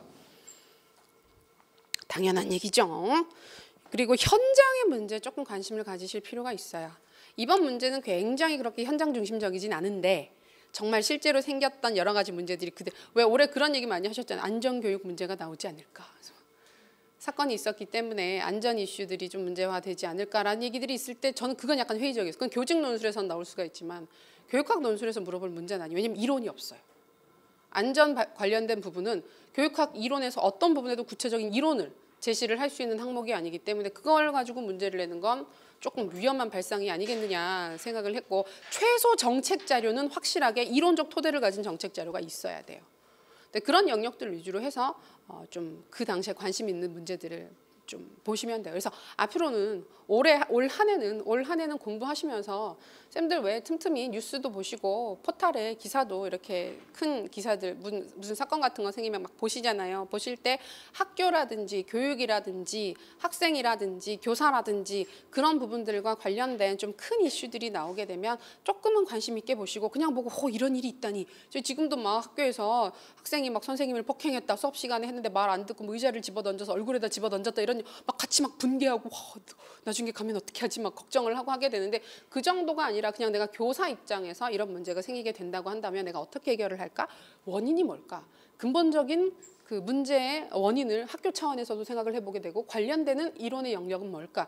이런 부분들을 생각해 보실 필요가 있어요. 예를 들어서 올해 초만 해도 저도 그 부분도 조금 중요하게 봐야 되지 않겠나 싶긴 했었는데 역사 교과서 선정 관련해 가지고 막 되게 논쟁이 많이 붙었었잖아요. 이제 그건 이제 뭐 사립학교들 사례이기 때문에 좀 다르긴 하나 그 교과서 선정 관련해서 이 교과서를 한다 안 한다 이런 논의들이 있을 때 그걸 보고 저런 학교가 있다니 신기하네 뭐 이런 식으로 해서 끝나는 것이 아니라 그런 교과서 선정과 관련된 교육학 관련 영역은 어딜까 등등을 한번 생각해 보시는 거예요. 교과서 선정은 어디서 하냐면 학교 운영위원회 에서 같이 결정을 내리거든요. 공립학교 같은 경우에는. 그럼 학교 운영위원회는 교육행정에서 학교 자치제에 해당하는 영역이에요. 그러면 학교에서 교과서 선정을 하는데 학교에서 선생님들이 그냥 이 교과서가 좋으니까 이걸 합시다라고 결정을 하는 게 아니라 학생의 학부모, 학부모위원과 그다음에 지역사회위원과 그다음에 교사가 같이 모여서 왜 이 교과서를 선정해야 되는지, 왜 이 교과서는 안 되는지에 대해서 같이 토론을 하고, 토론을 할 때 근거로서 교육 철학이라든지 아니면 교수 이론이라든지 학습 심리라든지 등등을 근거로 해서 저는 이 교과서를 추천합니다. 저는 이 교과서를 추천합니다. 이런 식으로 이야기를 할 수가 있겠구나. 그리고 특정 교과서를 선정해서 가르친다라고 하는 것은 그 명시적으로 드러나 있는 명시적 교육 과정 자체만 중요한 게 아니라 그걸 가르치는데 안에 스며들어가 있는 어떤 가치가 전수되는 과정도 있기 때문에 잠재적 교육 과정이라든지 그다음에 교육 과정의 선별 문제에서 영교육 과정 문제라든지 그런 부분들도 같이 고민을 해볼 수가 있겠구나라고 기사를 보시면서 생각을 하실 필요가 있는 거죠. 물론 이렇게 다 바로 되진 않죠. 되진 않는데 그렇게 한 번이라도 이게 어디랑 관련이 될까? 교육 과정이랑 관련될 것 같아. 그다음에 학교 운영위원회에서 결정할 수 있겠네? 라고 좀 이론적으로 접근해서 생각을 해보는 것과 그렇지 않은 경우는 엄청난 차이가 있어요. 그래서 TV에서 학교 폭력 문제가 나와도 그냥 요새 애들 진짜 쯧쯧쯧 하고 넘어갈 게 아니라 그냥 저런 경우에는 교사 입장에서 어떤 지도가 가능할까? 학부모랑 뭐 관련 그 관계 학생 지도를 할 때 어떤 식으로 접근을 해야 될까? 그다음에 도덕교육 우리가 뭐 전반적으로 인성교육 문제가 있다라고 하는데 그러면 내가 배웠던 교육학 영역 중에서 학생들의 인성을 끌어올리는 것과 관련되는 교육의 영역은 뭐가 있을까? 교육 철학 파트인가? 아니면 교육사 중에서 뭔가 시사점을 가진 영역은 없을까? 조선시대 교육 중에서 성리학적 가치를 오늘에 되살리면 우리나라의 그 인성교육 문제가 해결되지 않을까? 이런 생각들 있잖아요. 이런 생각이 이제 어느 정도 공부를 하시고 충분히 시간을 6개월 이상 교육학 공부를 하시게 되면 아마 그런 교육적 감시관이 생기실 거예요. 그래서 그렇지 이런 식으로 문제 같이 바라보실 수 있게 되는 거예요. 그래서 그러니까 그런 현장의 문제라든지 관련 이슈라든지 그런 게 생기게 되면 그냥 남의 일처럼 생각하지 마시고 이제 내 일이니까 선생님들 일이니까 관심 있게 보실 필요가 있습니다. 이론과 현실의 관련성 같은 맥락에서 그런 사건을 보실 때도 이론을 생각을 하셔야 되는데 책을 들고 앉아서 공부하실 때도 이놈의 책, 끈질긴 책 끝이 안 나네. 그래서 교육학 이론 너무 많아. 쓸모도 없는 것들 이렇게 생각하시는 게 아니라 이건 어디에다가 쓸 수 있을까? 뭐 교육 철학 공부하시면서 뭐 본질주의를 공부하셨다. 본질주의적인 교육 철학은 도대체 내가 학교에서 학생들을 가르칠 때 어디다가 써먹는 뭐랑 상관이 있는 걸까? 이게 1930년대 그냥 끝난 철학일까? 이런 생각을 하시면서 내가 학생들을 가르칠 때 본질 교과, 핵심 교과, 왜 기본 교과들을 열심히 공부해야 되는지에 대해서 본질주의적인 교육 철학으로 학생들을 설득할 수 있겠구나, 타당화할 수 있겠구나, 내가 가르치는 교과의 가치를 뭐 이런 식으로 현장의 문제랑 자꾸만 관련져서 생각하시는 거. 그러니까 저희가 수업을 할 때도 그런 부분들을 자꾸 얘기를 해요. 이건 이런 거랑 상관이 있어요. 저건 저런 거랑 상관이 있어요. 그래서 전체적인 스토리, 흐름 내에서 그러니까 교육학 공부를 할 때 제일 어려워들 하시는 게 뭐냐 하면 되게 시끄럽다. 그죠? 되게 공부할 때 제일 힘들어 하시는 게 전공도 워낙 내용이 많은데 교육학은 서로 중간에 보면 교육 철학이나 교육 행정학 같은 교육학이라는 이름 안에 들어가 있지만 정말 다르거든요. 교육행정, 그다음에 교육평가 이런 거 하다 막 통계 같은 거 하다 보면 이게 같은 교육이라는 이름으로 묶여져 있는 것 자체가 더 신기하게 느껴질 만큼 서로 다른 특성을 가진 부분들이 정말 많아요. 정말 많은데 그런 것들을 공부하시는 과정에서 이제 자꾸만 생각을 하고 고민을 하고 하다 보면 구조가 잡히게 돼요. 이게 어떤 구조를 가지게 되는지. 근데 그 구조가 잡히지 않고 세부적인 내용들은 내가 정말 잘 알고 있는데 그 세부적인 내용들이 어떤 영역에 들어가 있고 얘네들끼리 어떤 관계를 가지고 있는가 그런 구조화를 하는 게 사실 되게 큰 어려움이 있거든요. 근데 이제 그런 부분들 위주로 해서 저희는 큰 영역 내에서 교육 자체, 교육학 자체를 바라보는 시각을 좀 이렇게 크게 같이 만들고 그 틀 안에서 공부를 하게끔 같이 수업을 할 겁니다. 쌤들도 그런 마음으로 뭐 개인적으로 공부를 하시든 뭘 공부를 하시든지 간에 그냥 요 내용 자체를 내가 잘 알아야지 거기에만 집중하시는 것이 아니라 이게 다른 거랑은 어떤 상관이 있고 도대체 내가 공부를 하는 이거는 어디에 하위 영역이고 위계가 어떻게 되는지 그 구조 자체를 늘 초반부터 생각을 하시면서 공부를 하실 필요가 있어요. 한 1년 하면 후반부에는 잡혀요. 근데 그 후반부에 잡히면 전반부에 공부하는 시간이 너무 아깝죠. 물론 근데 시간이 필요해요. 그게 제대로 잡히려면 시간이 필요하긴 한데 이제 그걸 초반부부터 계속 신경 쓰시면서 그 구조를 늘 생각하시면서 공부를 하시는 게 아주 필요합니다. 네, 그래서 실제적으로 글을 쓰는 과정에서 선생님들이 참고하실 수 있는 부분이 개요짜기 부분이 나와 있어요. 이거는 약간은 너무 실질적인 이야기예요. 실제 논술문을 쓰실 때 개요를 어떻게 짜느냐.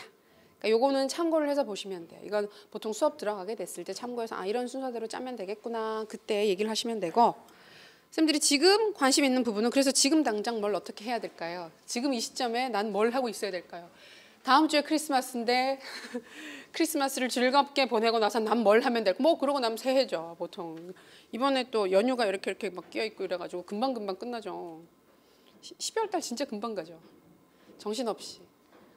그 월 초에 시험 있고 나서 중간에 뭐 문제 나오고 사람들끼리 막 얘기하고 막 우르르 이렇게 하고 나서 뭐 설명회 몇 번 하고 그러고 났더니 그냥 12월 끝나고 이제 딱 새해가 시작되잖아요. 근데 뭐 하실 것 지금 다 하시고요. 12월 달에 다 하시고 1월 달부터는 어찌되었건 간에 올 한 해는 죽었다.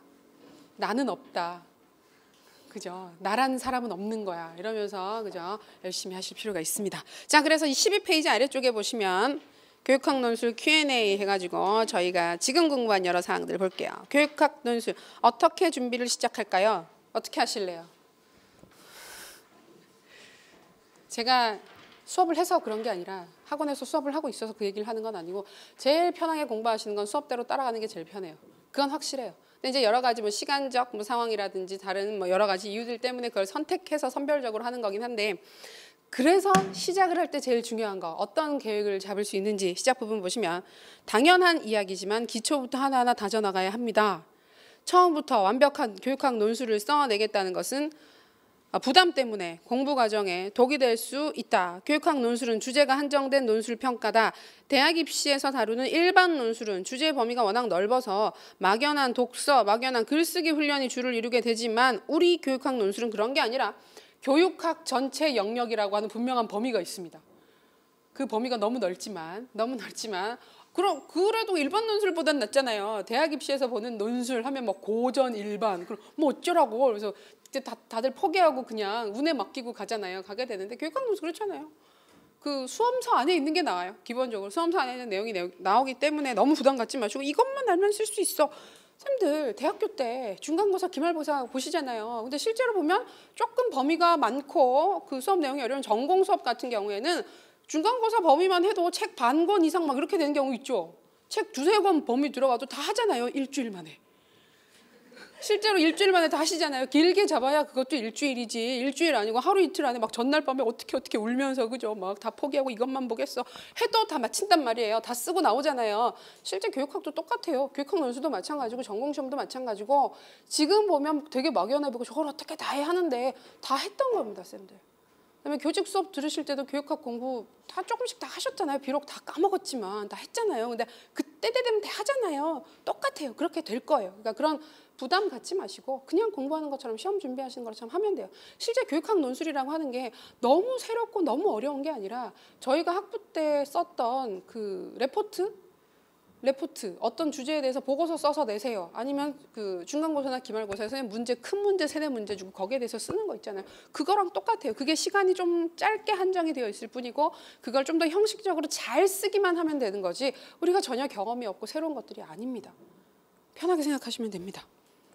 그렇기 때문에 이론 기초부터 차근차근 공부하고 글쓰기 연습을 규칙적으로만 꾸준히 할 수 있으면 아무런 문제가 없습니다.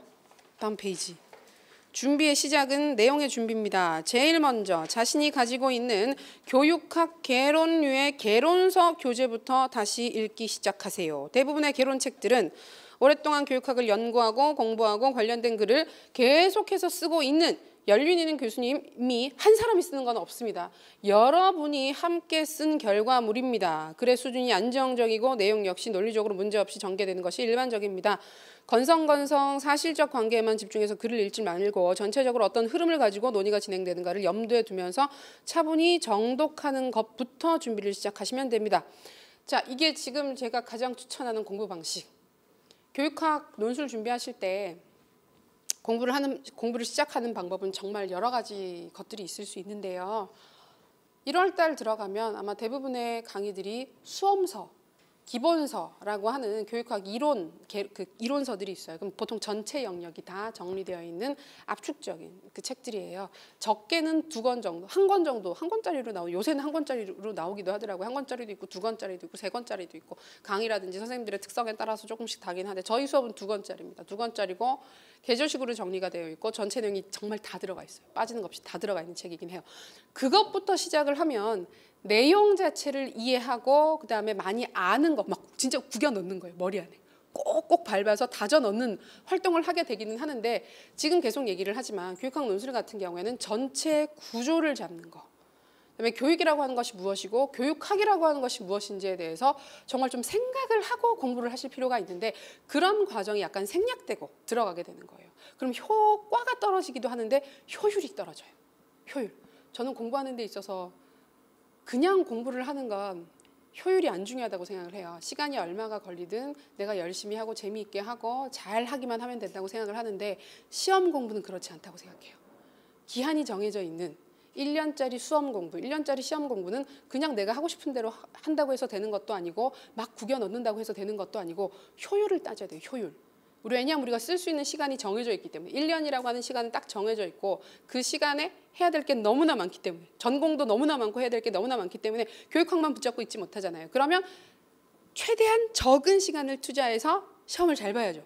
적은 시간을 투자해서. 그렇게 보고 본다면 좀 저희가 초반부터 계획적으로 접근할 필요가 있어요. 그래서 여러 번 그 복잡한 내용들을 계속해서 봐가지고 구조를 나중에 한 10번 정도 봤더니 이제 구조가 머릿속에 잡히는 것 같아요. 이렇게 되는 것보다 초반부터 구조를 어느 정도 집어넣어 놓고 큰 흐름 아래에서 세부적인 내용이 들어가게 됐을 때 훨씬 더 효율적으로 들어갑니다. 그거는 뭐 인지심리학자들이 한 연구에서도 다들 똑같이 얘기를 하고 있기 때문에 그런 효율성을 따지는 거예요. 그러기 위해서는 선생님들 집에 있는 개론서를 읽으셔야 돼요. 개론서. 개론서가 뭐냐면 그 교직 수업 들으실 때 교육학 개론이나 아니면 교육의 이해 제일 처음 듣는 교직 수업 있죠. 제일 처음 듣게 되는 교직 수업의 교재예요. 그거 다 없죠 이제. 집에 없으시죠 그런 책들. 다 끝나고는 이 책이 무슨 시험 끝나거나 한 학기 지나면 후배들한테 막 밥 한 끼에 팔거나 넘어가거나 아니면 막 북북 찢어버리거나 이 책은 쓰레기야 이러면서 막 그 재활용하면서 갖다 버리거나 게다가 부피도 많고 막 해서 뭐 아니면 헌책방에 팔아버리거나 보통은 많이들 안 가지고 계신데 집에 혹시 남아 있으면 그 책을 보시면 돼요. 내가 봤던 책이 제일 좋습니다. 한 번이라도 줄 쳐서 읽었던 책이 훨씬 더 머리에 잘 들어오는 책이 맞으니까 그 책을 보시면 되고 만약에 없으시다면 한 권 정도 사시는 걸 저는 추천해드려요. 요새 책값이 도서전까지 하면서 또 비싸죠. 할인도 안 해. 근데 원래 그 대학 교재는 할인 안 해주잖아요.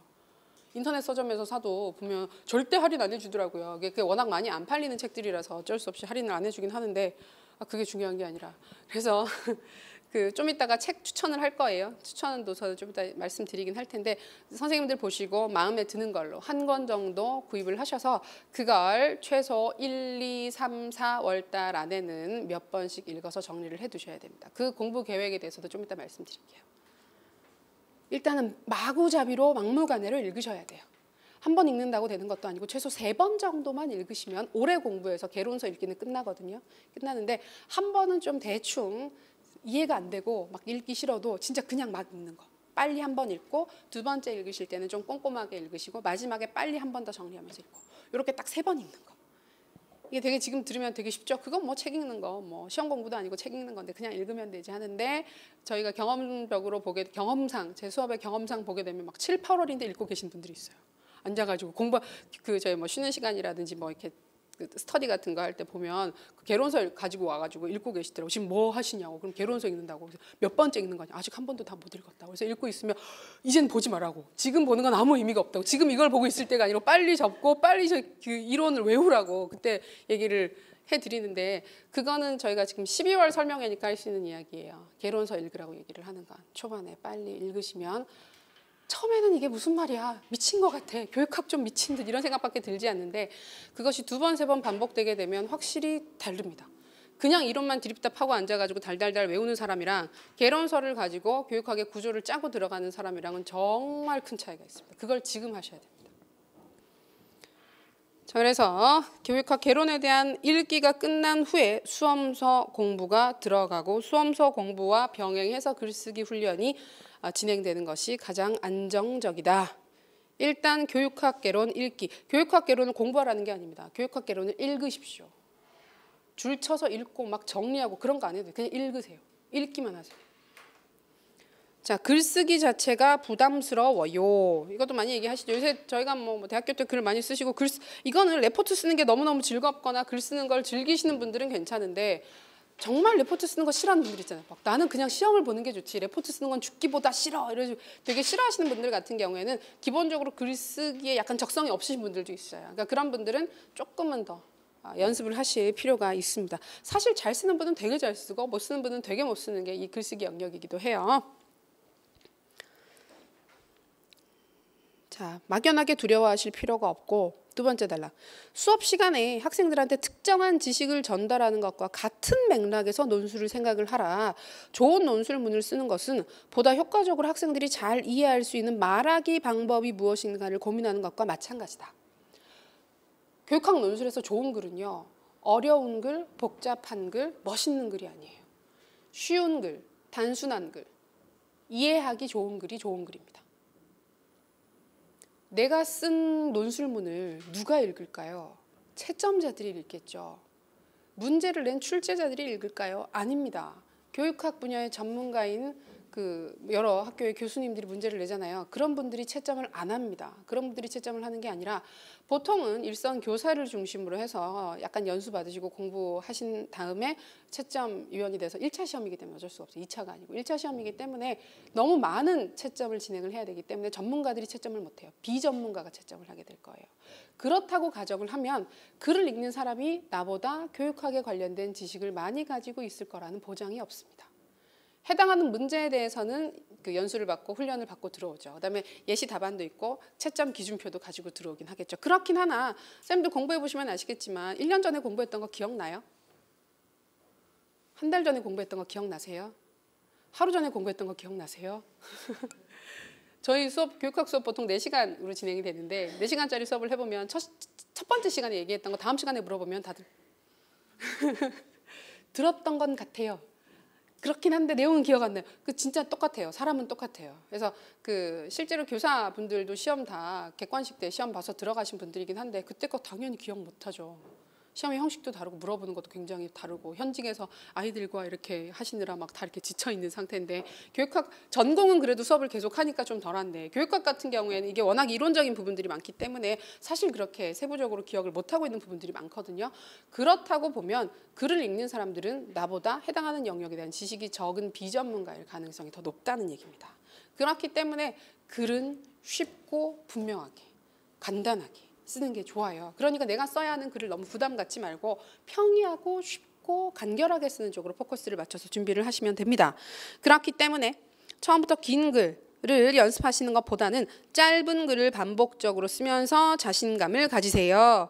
논술문은 명문을 쓸 수 있으면 좋지만 명문을 써야 하는 것이 아닙니다. 내가 알고 있는 거, 내가 생각하는 걸 어떻게 하면 오류 없이, 오해 없이 읽는 사람이 딴 생각하지 않고 오해하지 않고 쉽게 이해할 수 있도록 쓰는가가 가장 중요합니다. 어떤 책을 읽어야 할까요? 그거는 근데 다른 책을 읽지 마시고요. 개론서 한 권 읽으시고 바로 수험 공부 들어가시는 거예요. 강론서 같은 경우에도 막 논술이니까 강론서도 읽어야 하지 않을까? 근데 그건 전공 때 그렇게 하시고요. 교육학은 강론서까지 읽고 정리하고 하면 시간이 너무 부족해서 안 돼요. 그건 그냥 개론서랑 수험서, 세부적인 내용이 충분히 들어가 있는 수험서 위주로 정리하시면 되겠습니다. 그다음에 추가적으로 확인할 수 있는 게 글씨체. 이거 되게 별거 아닐 것 같죠? 아닐 것 같은데 의외로 많이 영향을 미칩니다. 아무래도 서술형 시험이기 때문에 글씨체도 조금 많이 신경을 쓰셔야 돼요. 그래서 그냥 글씨를 못 쓰시는 건 괜찮아요. 근데 아주 못 쓰시면 초반부에 조금 연습을 하실 필요가 있어요. 아주 못 쓴다의 기준은 뭐냐면 내가 쓴 메모를 다음 날 내가 봤더니 무슨 말인지 해독이 필요하더라. 그거는 정말 심각한 상황이고요. 그다음에 친구들이랑 이렇게 뭘 써가지고 볼 때 좀 글씨에 대해서 한두 명 얘기하는 건 괜찮은데 좀 반복적으로 내가 지적을 받았다. 친구들한테 야, 너 글씨 못 알아보게. 글씨 왜 이렇게 못 쓰냐가 아니라 못 쓰는 게 아니라 알아보기 힘들다. 이거 뭐라고 쓴 거냐라고 물어보게 되면 문제가 있어요. 채점자가 판독을 못한다는 얘기예요. 잘못 읽을 수 있고 판독에 오해가 생길 수 있는 글은 되게 위험한 글이에요. 그래서 그 부분. 근데 의외로 요새 글씨를 잘 안 쓰니까 사실 공부할 때나 쓰시지 잘 안 쓰다 보니까 조금 못 쓰시는 분들이 많은 것도 사실이에요. 그렇기 때문에 좀 유난히 악필이다 싶으신 선생님들은 좀 미리 준비하세요. 제 이 이야기는 상반기에는 하는데요. 7월 달 넘어가면 얘기를 안 해요. 글씨체 가지고는 뭐 개별적으로 지적을 하긴 하는데 이제 글씨체 교정하세요 이런 얘기를 못 해요. 왜냐하면 그때는 시간이 없어요. 시간도 없고 그때 들어간다고 해서 고쳐지는 게 아닙니다. 한두 달 쓴다고 고쳐지는 건 절대 아니기 때문에 글씨가 조금 그러신 선생님들은 좀 1, 2월, 1, 2, 3, 4 이 안에 어느 정도 자신만의 글씨체를 좀 새로 그렇다고 해서 막 펜글씨책 사가지고 연습하시고 그러실 필요는 없어요. 그러실 필요는 없고 최소 그러니까 읽어지게끔만 쓸 수 있도록 해독을 하는 수준이 아니게끔만 연습을 하시면 됩니다. 그거는 보통 글씨 못 쓰시는 분들의 공통적인 특성은 글씨를 작게 쓰는 거. 그러니까 알아보기 힘들게 쓰시는 분들은 글씨를 작게 써서 문제가 많이 생기기 때문에 조금만 더 크게 쓰시는 쪽으로 연습하시고 자음이나 모음을 특이하게 크게 쓰거나 작게 쓰거나 하는 부분들만 고치게 되면 균형만 그다음에 줄만 맞춰도 글이 읽어져요.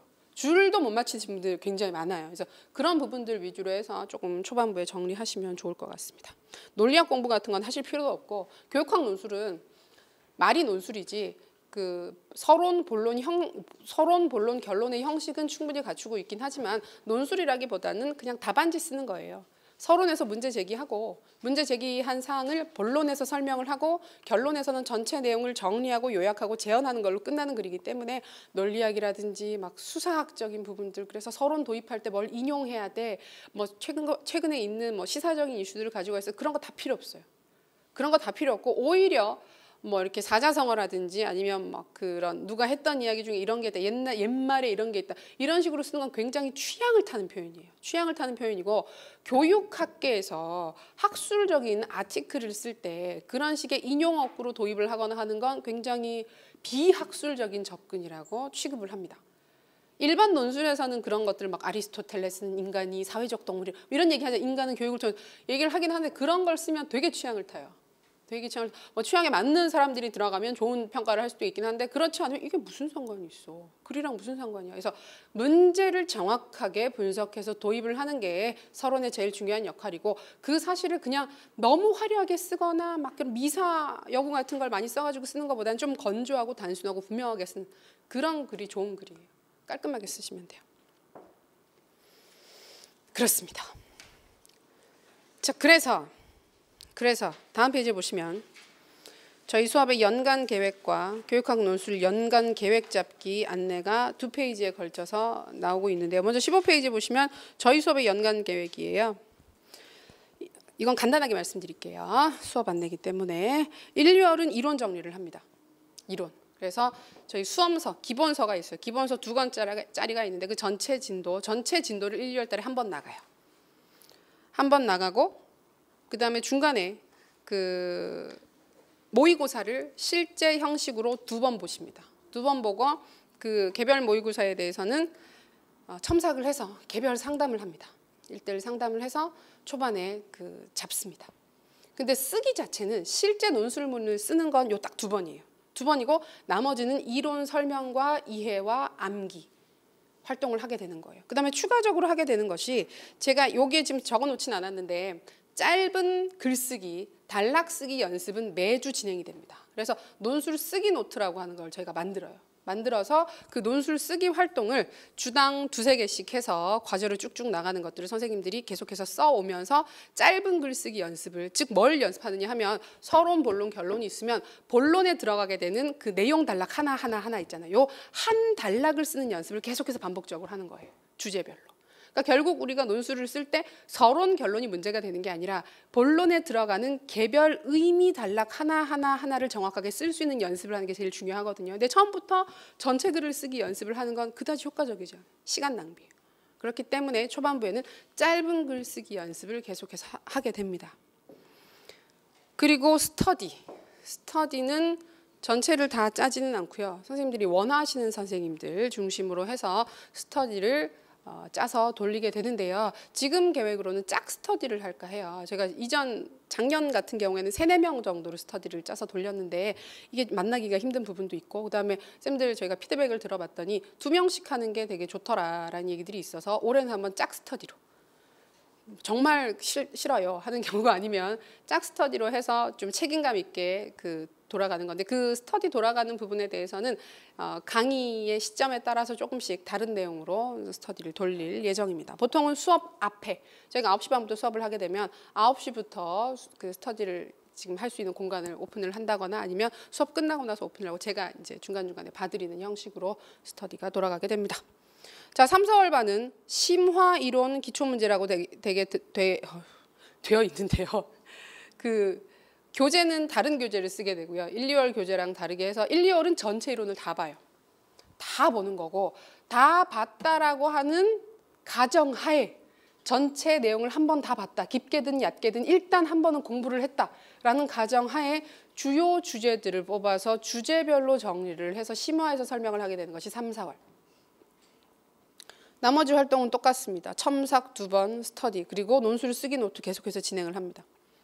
그다음에 5, 6월부터는 기본 문제 그리고 기출 문제 정리반이라고 해서 기본 기출 문제 중심으로 문제 풀이를 하게 됩니다. 역시 이번엔 첨삭이 약간 늘죠. 첨삭 4회입니다. 마찬가지로 개별 첨삭하고 개별 상담합니다. 상담은 싫으시면 안 하셔도 돼요. 그다음에 스터디 관리하고요. 7, 8월부터는 이제 실전 문제예요. 여기 보시면 핵심 문제라고 되어 있긴 한데 핵심 종합 문제 실제 나오게 되는 문제와 같은 형식으로 문제풀이를 쭉 합니다. 계속해서 같이 보는 거. 그러니까 보면 실제 문제 같은 경우에는 한 문제에 4개에서 5개 정도 영역을 한꺼번에 물어보잖아요. 그럼 그걸 하는 거예요. 그 문제를 계속해서 풀어요. 풀고 연습하고. 이번에도 모의고사 4번 보고 첨삭 4번 받고 스터디 돌아갑니다. 자, 지금부터는 쓰기 노트 보지 않습니다. 1, 2, 3, 4, 5, 6월까지 쓰기 노트가 진행이 되고요. 그 이후부터는 특별히 추가적으로 관리가 필요한 선생님들만 쓰기 노트를 하시고 일반적인 선생님들은 거기에서 끝납니다. 쓰기 노트 끝나고 그 다음부터는 이제 문제 중심으로 돌아갑니다. 그다음에 9, 10월은 모의고사 반이에요. 모의고사 반이 되게 되면 이게 지금 약간씩 저희가 시험이 2번 있었잖아요. 2번 있어가지고 실전 모의고사 반을 9월달 반을 2번 돌려봤는데 이 부분은 약간 고민이긴 한데 그래도 그렇게 할 것 같아요. 지금 어떻게 했냐면 일주일에 3개씩 써요. 그래서 이때부터는 그냥 미친 듯이 써요. 실제 문제 나오는 것과 같은 형식으로 해서 모의고사 연습을 계속해서 현장에서 쓰고 풀이하고 하는 겁니다. 그러고 나서 이제 첨삭은 매주 이루어지게 됩니다. 그래서 총 8회. 개별 상담 매주 합니다. 이때는 스터디 안 하셔도 됩니다. 이제 이때부터는 따로 돌리진 않고 필요하신 선생님들이 따로 알아서 스터디가 돌아가는 시점이 돼요.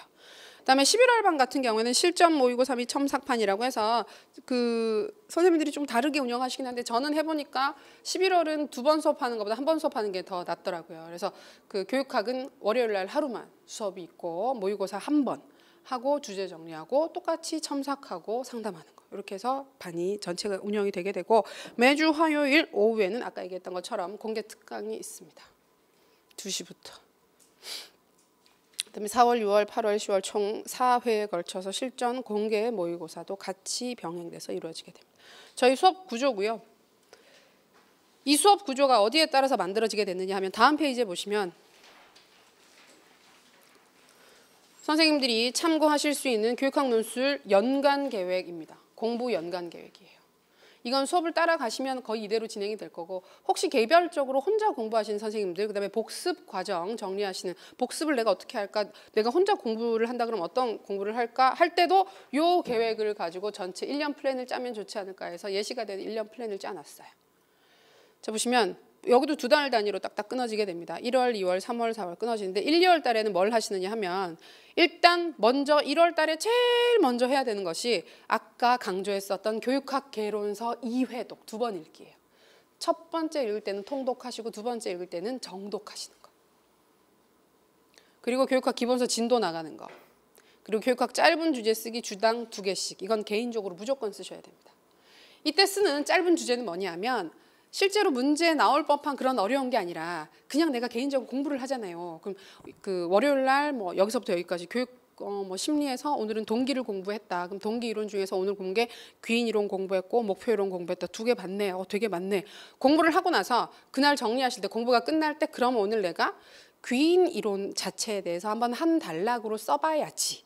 그러면 공부한 내용을 바탕으로 해서 보지 않고 한 단락을 써보는 귀인 이론, 마이너의 귀인 이론은 이러이러한 이론으로서 인간의 동기를 이렇게 설명한다. 그다음에 귀인 요소는 뭐 4개가 있고 각각은 뭐고 각각의 요소는 이렇게 설명할 수 있다. 이런 식으로 해서 이론 자체에 대해서 자기 말로 이게 실제 논술에서 한 단락으로 써먹을 수 있게끔 한 단락짜리 글쓰기 연습을 하시는 거예요.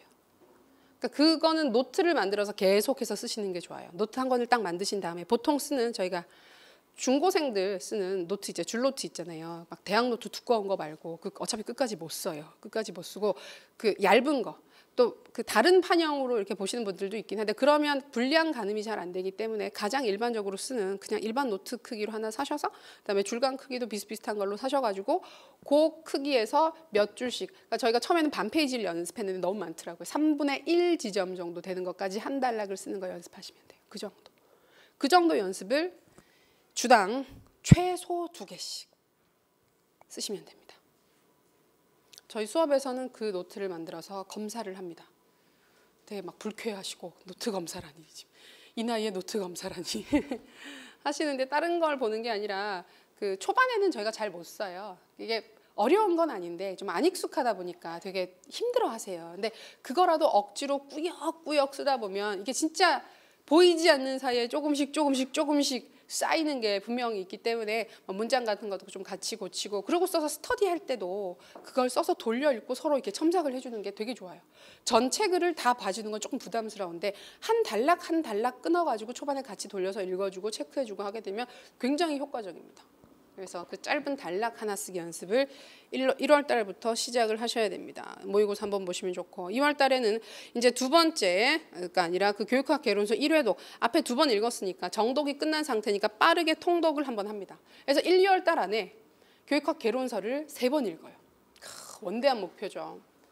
의외로 빨리 끝날 수 있습니다. 이 계획대로만 하신다고 한다면 끝나고 역시 진도 나가고 주제 쓰기 연습하시고 모의고사 보시고 이제 3, 4월부터는 그 기본서 진도 나가는 거에 그치는 것이 아니라 진도가 이제 한번 끝났으니까 2회차 정리를 하시는 거예요. 1, 2월 달에 기본서를 공부하신다는 거는 그냥 진도만 따라 나간다는 게 아니라 진도 따라가면서 복습을 한다는 얘기죠. 1, 2월 달에 한번 복습을 했죠. 복습을 한 상태에서 3, 4월 달에 기본서를 가지고 진도를 개별적으로 나가셔야 됩니다. 개별 진도.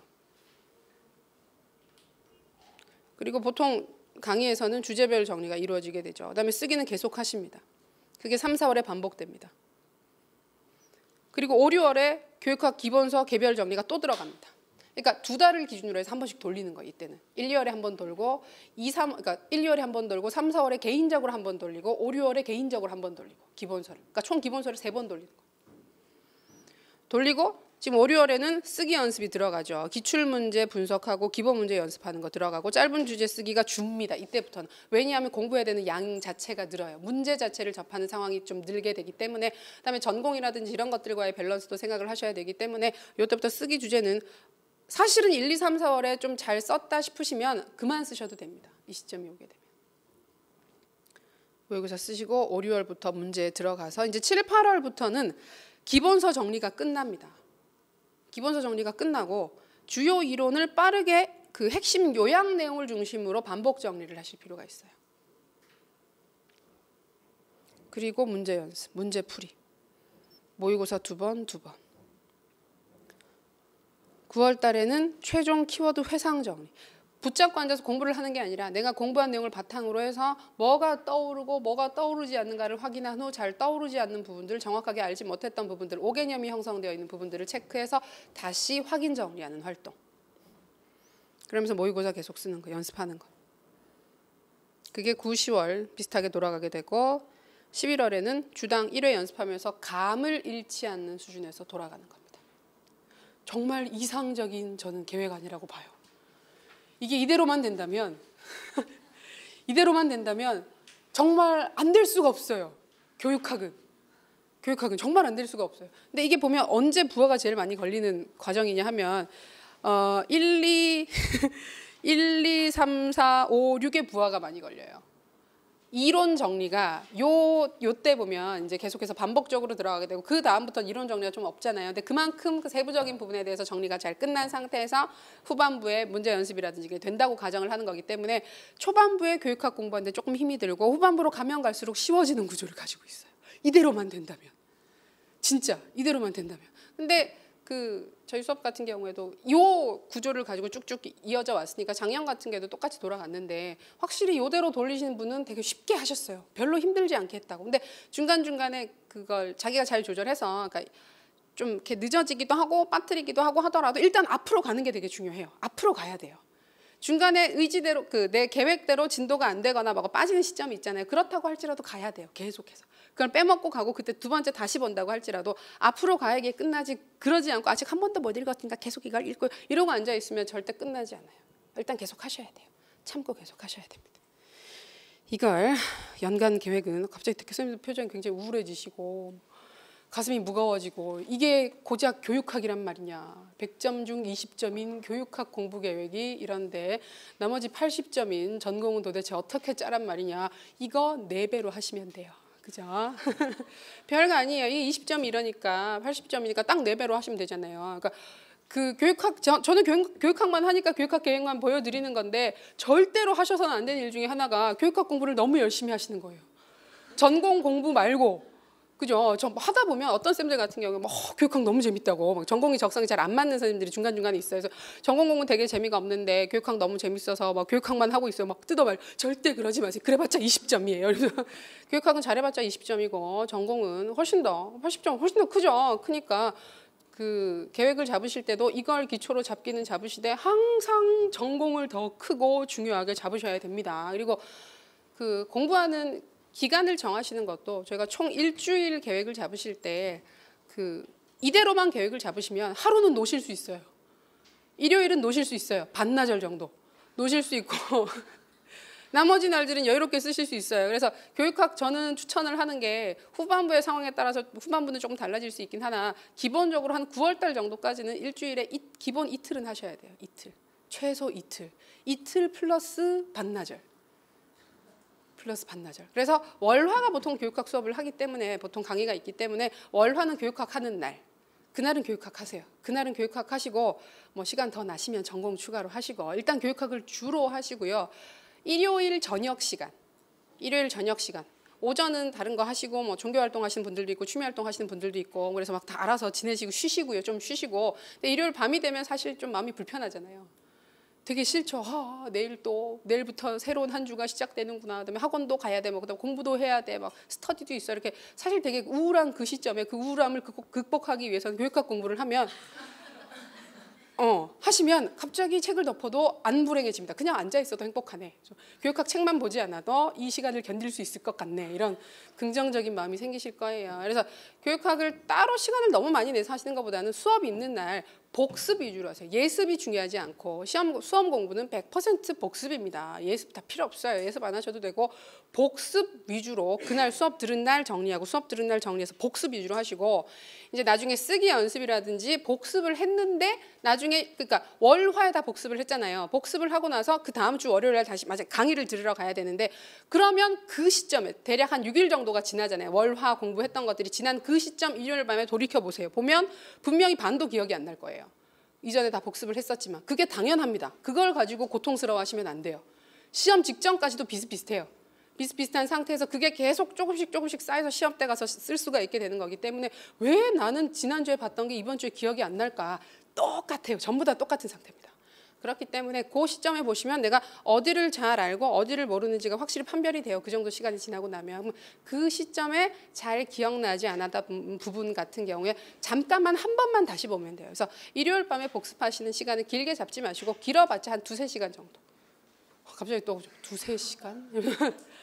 2시간 해요. 2시간. 그래요. 3시간 말고 2시간 정도만 저녁에 쌤들 뭐 드라마 다 보고 나시면 그죠? 예능 같은 거 보고 뭐 뉴스 보시고 뭐 이렇게 다 보시는 거 끝나고 나셔서 뭐 8시부터 10시까지 공부를 하고 주무시든지 아니면 9시부터 11시까지 공부하고 주무시든지 그 정도로 시간 짜서 하시면 잠도 잘 오고 좋습니다. 우리가 논다고 항상 즐거운 건 아니에요. 수험 공부를 할 때는 항상 논다고 좋은 것도 아니고 공부만 한다고 좋은 것도 아니고 적당히 놀면서도 내가 열심히 한다라는 느낌을 스스로에게 주는 게 되게 중요해요.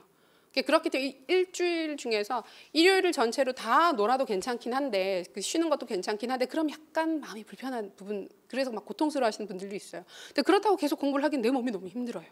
그게 좋은 게, 그래서 일요일 밤에 교육학 공부를 조금 하면 되게 공부를 많이 한 듯한 내가 일요일 밤에도 이렇게 공부를 하고 있네 막 그런 생각을 주면서 다음 주에 한 주를 시작할 때 월요일 아침이 조금 덜 고통스러운, 확실히 있어요. 뭐 신문에서 그런 뭐 연구 결과에 그런 거 있었지. 월요병이 굉장히 심각한 사람들, 월요일 날 출근하는 게 너무너무 힘든 사람들은 일요일 날 잠깐 회사에 나가서 일을 하면 도움이 된다.